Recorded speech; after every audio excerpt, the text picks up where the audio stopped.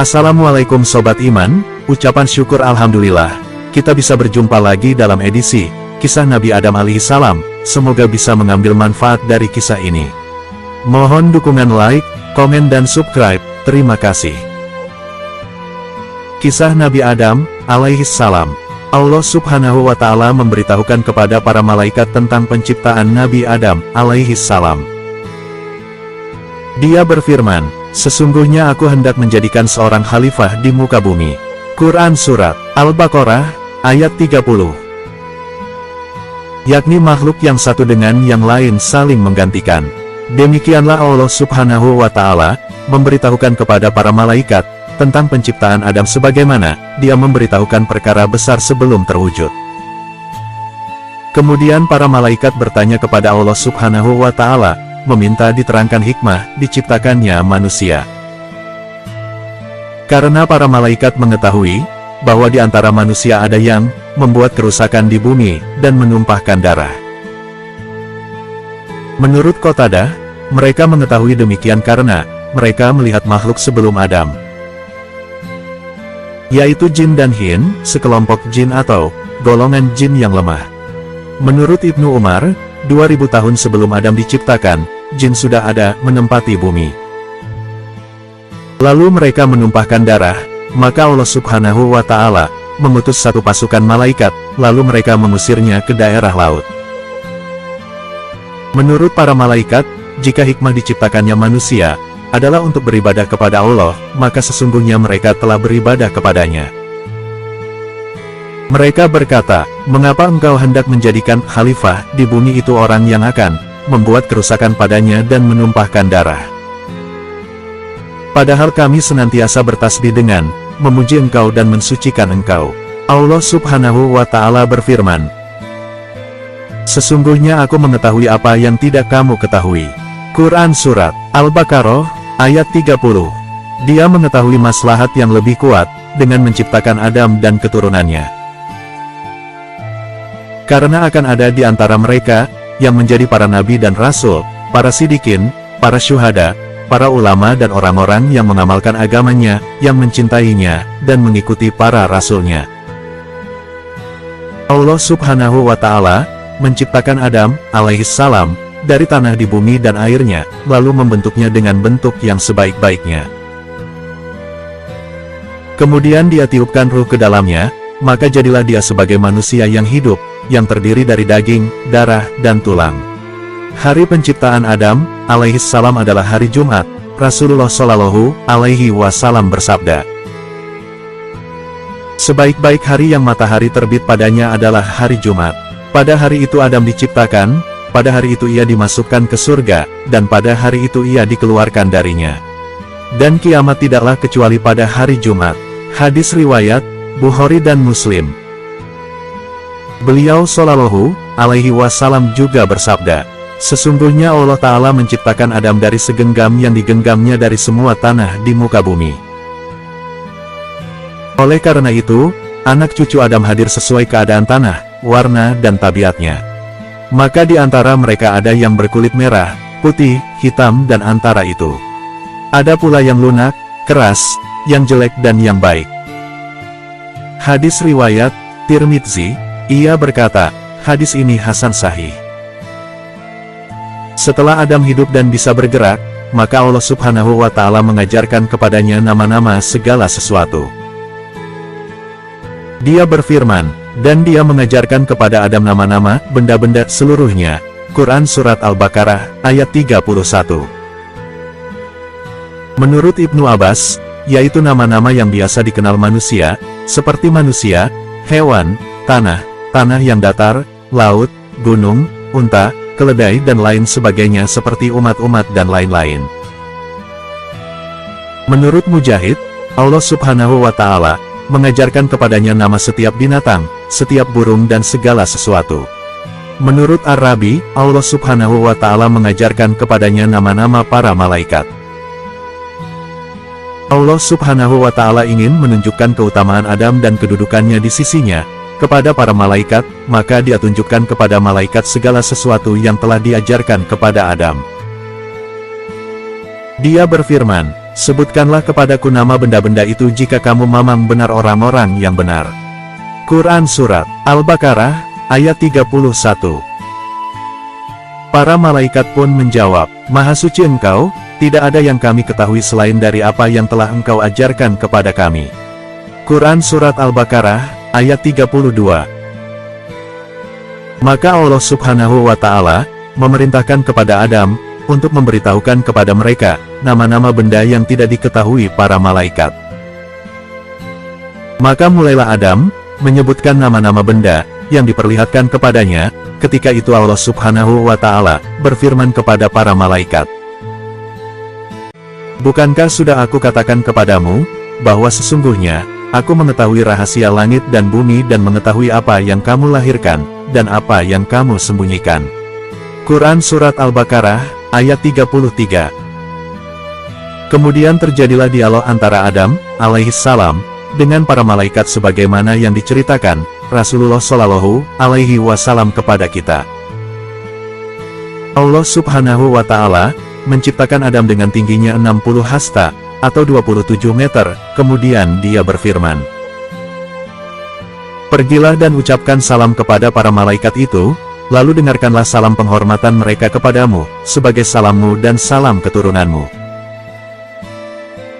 Maka Adam berkata, Assalamualaikum, mereka menjawab, Assalamualaikum warahmatullah, mereka menambah, warahmatullah. Maka setiap orang yang masuk ke surga mengikuti rupa Adam, dan bentuk makhluk senantiasa berkurang semakin pendek hingga sekarang. Hadis riwayat Bukhari dan Muslim. Allah Subhanahu wa Ta'ala memerintahkan para malaikat untuk sujud kepada Adam untuk menghormatinya. Maka mereka pun sujud kecuali iblis. Ia menolak sujud dan bersikap sombong terhadap perintah Tuhannya. Lalu Allah Subhanahu wa Ta'ala bertanya kepadanya sedangkan dia lebih mengetahui. Wahai iblis, apa yang menghalangimu sujud kepada yang telah kuciptakan dengan kedua tanganku? Apakah kamu menyombongkan diri ataukah kamu merasa termasuk orang-orang yang lebih tinggi? Quran Surat Shad, ayat 75. Lalu iblis menjawab dengan angkuhnya, Aku lebih baik daripadanya, karena engkau ciptakan aku dari api, sedangkan dia engkau ciptakan dari tanah. Quran Surat Shad, ayat 76. Iblis tidak menyadari padahal tanah lebih baik daripada api, tanah lebih bermanfaat daripada api. Karena pada tanah terdapat ketenangan, mudah diolah dan menumbuhkan tanaman. Sedangkan pada api terdapat keadaan yang tidak terarah, ringan, cepat dan membakar. Maka Allah Subhanahu wa Ta'ala menjauhkan iblis dari rahmatnya dan menjadikannya terusir dan terlaknat. Dia berfirman, maka keluarlah kamu dari surga, sesungguhnya kamu adalah orang yang terkutuk, sesungguhnya kutukanku tetap atasmu sampai hari pembalasan. Quran Surat Shad, ayat 77-78. Kemudian iblis semakin benci kepada Adam dan keturunannya, dia bersumpah dengan nama Allah untuk menghias keburukan kepada mereka. Dia berkata, demi kekuasaan engkau, aku akan menyesatkan mereka semuanya, kecuali hamba-hambamu yang ikhlas di antara mereka. Quran Surat Shad, 82-83. Maka Allah Subhanahu wa Ta'ala berfirman kepadanya, Sesungguhnya aku pasti akan memenuhi neraka jahanam dengan jenis kamu dan dengan orang-orang yang mengikuti kamu di antara mereka semuanya. Quran Surat Shad, ayat 85. As-Sudi menceritakan dari Abu Sholih dan Abu Malik dari Ibnu Abbas, dan dari Murrah dari Ibnu Mas'ud serta dari beberapa orang sahabat, bahwa mereka berkata, Iblis dikeluarkan dari surga, dan Adam ditempatkan di surga, maka Adam berjalan-jalan di surga sendiri, tanpa ada pasangan yang dapat menenteramkannya. Ia pun tidur, ketika bangun, ternyata di dekat kepalanya, ada seorang wanita yang duduk. Allah Subhanahu wa Ta'ala menciptakannya dari tulang rusuknya. Adam lalu bertanya kepadanya, siapa engkau? Ia menjawab, seorang wanita. Adam bertanya, untuk apa engkau diciptakan? Ia menjawab, agar engkau dapat merasa tenteram denganku. Lalu para malaikat berkata kepadanya, melihat ilmu yang dimiliki Adam, "Siapa namanya wahai Adam?" Ia menjawab, "Hawa." Mereka berkata lagi, "Mengapa disebut Hawa?" Adam menjawab, "Karena ia diciptakan dari sesuatu yang hidup." Allah Subhanahu wa Ta'ala memerintahkan Adam dan istrinya Hawa untuk tinggal di surga dan memakan buah-buahan yang ada di sana, serta menjauhi sebuah pohon terlarang sebagai ujian kepada keduanya. Dia berfirman, "Wahai Adam, diamilah olehmu dan istrimu surga ini, dan makanlah makanan-makanannya yang banyak lagi baik di mana saja yang kamu sukai. Dan janganlah kamu dekati pohon ini, yang menyebabkan kamu termasuk orang-orang yang zalim." Quran Surat Al-Baqarah, ayat 35. Allah Subhanahu wa Ta'ala juga memperingatkan Adam dan istrinya, agar tidak tergoda oleh iblis, serta mengingatkan permusuhan iblis kepada keduanya. Dia berfirman, "Wahai Adam, sesungguhnya ini iblis adalah musuh bagimu dan bagi istrimu, maka sekali-kali janganlah ia sampai mengeluarkan kamu berdua dari surga, yang menyebabkan kamu menjadi celaka." Quran Surat Toha, ayat 117. Mulailah iblis berpikir tentang cara menyesatkan Adam dan Hawa setelah berhasil menemukan caranya. Maka ia pun melakukan rencananya itu. Ia pun mendatangi Adam dan Hawa dan berkata, "Wahai Adam, maukah saya tunjukkan kepada kamu pohon kekekalan dan kerajaan yang tidak akan binasa?" Quran Surat Taha, ayat 120. Maka Adam dan Hawa membenarkan ucapan iblis itu karena sumpahnya, di mana menurut keduanya, tidak mungkin ada seorang yang berani bersumpah secara dusta dengan nama Allah. Maka Adam dan Hawa pun pergi, mendatangi pohon itu dan memakan buahnya. Ketika itulah terjadi peristiwa yang mengejutkan. Keduanya terbuka auratnya, dan telanjang karena maksiatnya dan keduanya pun merasa malu dan sedih sekali. Segeralah, keduanya mendatangi pepohonan dan memetik daun-daunnya untuk menutupi auratnya. Maka Allah Subhanahu wa Ta'ala berfirman kepada Adam dan Hawa, "Bukankah aku telah melarang kamu berdua dari pohon kayu itu dan aku katakan kepadamu, sesungguhnya setan itu adalah musuh yang nyata bagi kamu berdua." Quran Surat Al-A'raf, ayat 22. Ketika itu Adam dan Hawa sangat menyesal sekali karena telah bermaksiat kepada Allah. Segeralah keduanya bertobat dan beristighfar. Keduanya berkata, "Ya Tuhan kami telah menganiaya diri kami sendiri, dan jika Engkau tidak mengampuni kami dan memberi rahmat kepada kami, niscaya kami termasuk orang-orang yang rugi." Quran Surat Al-A'raf, ayat 23. Setelah Adam dan Hawa menyesal dan beristighfar, maka Allah Subhanahu wa Ta'ala menerima tobatnya dan memerintahkan keduanya untuk turun ke bumi dan hidup di sana. Saat diturunkan ke bumi, Nabi Adam dan Siti Hawa tidak ditempatkan di lokasi yang sama. Ada beberapa versi mengenai tempat diturunkannya Nabi Adam dan Siti Hawa, di antaranya.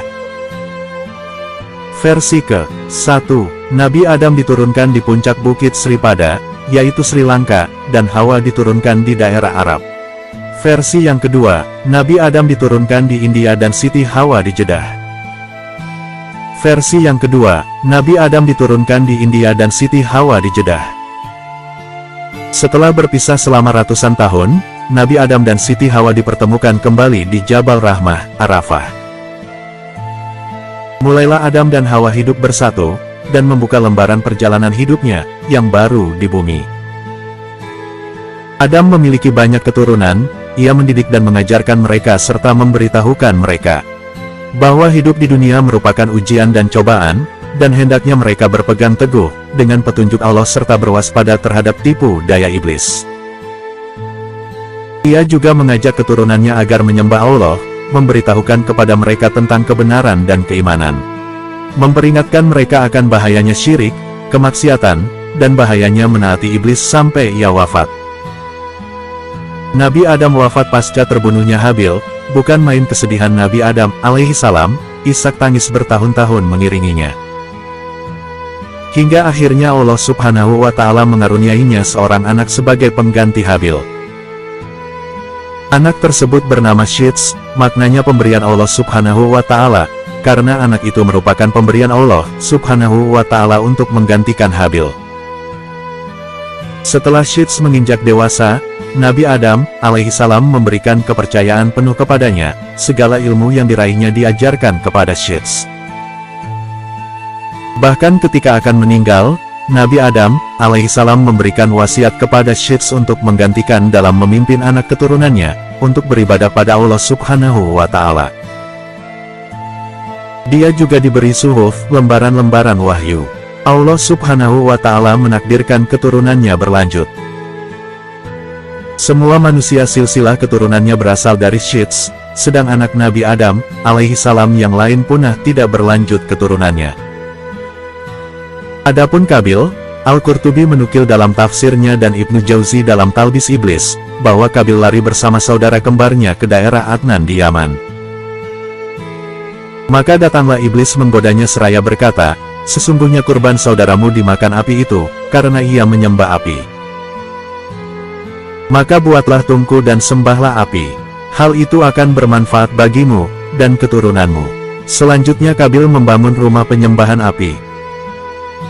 Maka dialah Qabil, yang mula-mula melakukan penyembahan api, wallahu a'lam.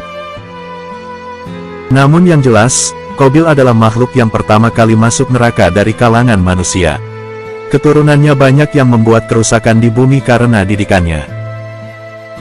Sebagaimana Allah ceritakan dalam firman-Nya yang artinya, dan berkata orang-orang kafir di neraka, wahai Rob kami, perlihatkan kepada kami dua makhluk yang telah menyesatkan kami dari kalangan jin dan manusia.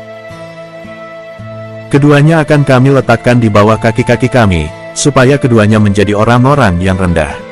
Quran Surat Fussilat, ayat 29. Para ahli tafsir mengatakan bahwa dua makhluk itu adalah iblis dari kalangan jin dan Kabil dari kalangan manusia. Keduanya sebagai pendahulu dan yang mula-mula mengajak masuk neraka. Wafatnya Nabi Adam alaihissalam.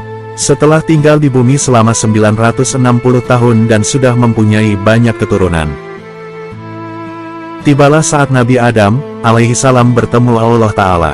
Ibnu Katsir berkata, para ahli sejarah telah menceritakan bahwa Nabi Adam alaihissalam tidak meninggal sehingga ia melihat keturunannya, dari anak, cucu, cicit terus ke bawah yang jumlahnya mencapai 400.000 jiwa, wallahu a'lam.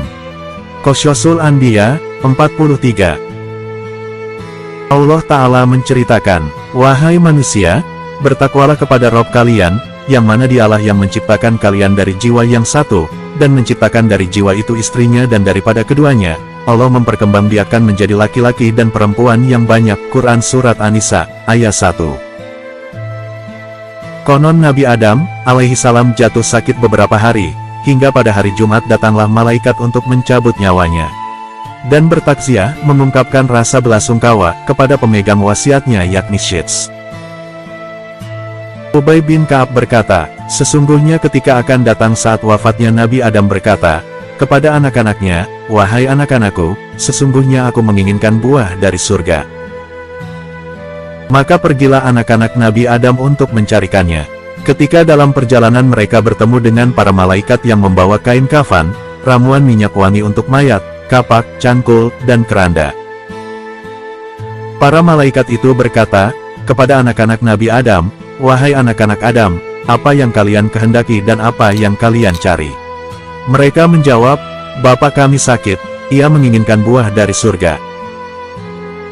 Para malaikat berkata, kembalilah kalian. Sungguh sekarang ini telah datang keputusan kematian bagi bapakmu. Maka datanglah para malaikat untuk mencabut nyawa Nabi Adam. Dan ketika mereka datang, mengertilah Hawa akan keperluan para malaikat itu. Ia pun segera mendahului mereka untuk bertemu Nabi Adam agar Nabi Adam minta ditangguhkan pencabutan nyawanya. Namun Nabi Adam menjawab, pergilah engkau dariku, sungguh aku diciptakan sebelummu. Biarkan nyawaku dicabut oleh para malaikat Robku.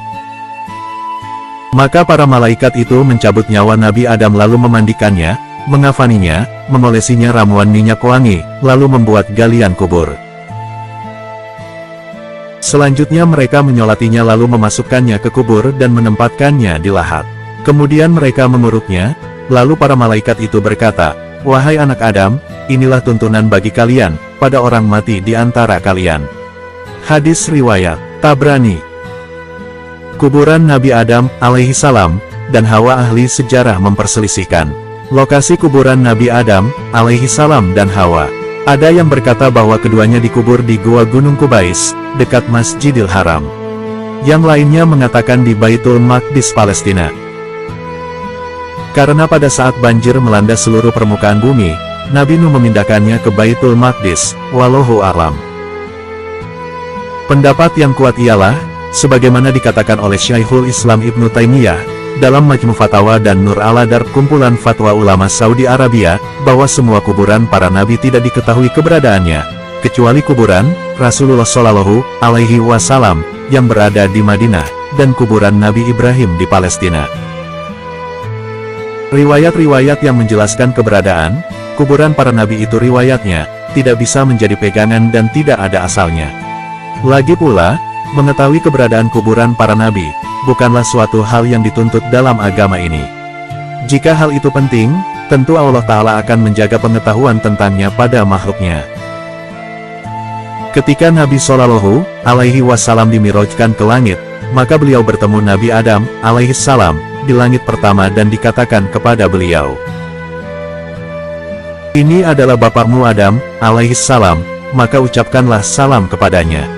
Maka beliau mengucapkan salam kepadanya, dan Adam alaihi salam menjawab salamnya dan berkata, "Selamat datang anak yang saleh dan nabi yang saleh." Hadis riwayat Bukhari dan Muslim.